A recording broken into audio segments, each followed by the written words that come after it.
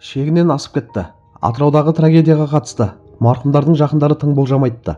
Атырау облысы Жангелдин елді мекенінде орын алған отбасылық трагедияға қатысты марқұмдардың құдасы өз пікірін айтты. Бұл туралы Алаш.kz ұлттық порталы хабарлайды. Мұханғалиевтердің құдасы Амангелді Қалиев марқұмдардың мінез болмысы туралы баяндап, оқиғаның неден болғанын топшылап берді. Құдам қарапайым кісі, сұрақ қойғанның өзінде ойланып жауап беретін салмақты кісі. Құдағи да сондай. Мен көбіне өндірісте жұмыс істегендіктен, көбіне ел ішінде болмаймын. Той-томалақта кездескенде амандық саулық сұрасып, сәлемі түзу еді. Ең соңғы рет тамыз айында Миялыдағы немере інісінің құдалығында болдық. Сонда қасымда отырды. Ол кезде көңіл күйі жақсы. Бір оқиға боларда азғантай нәрседен болуы мүмкін.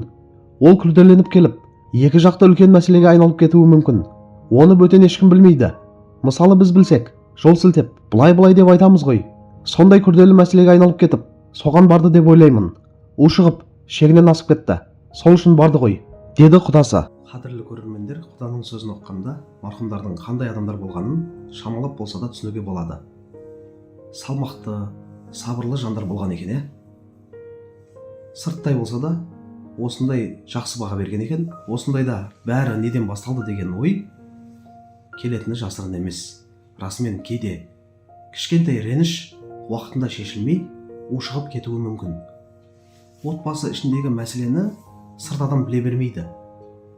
Құдасының білсек, ақыл айтар едік дегені де орынды. Көп жағдайда адамдар қиындықты іште сақтап, көмек сұрамай жатады. Бірақ бәрібір бұл тек болжам. Нақты не болғанын тергеу ғана анықтайды.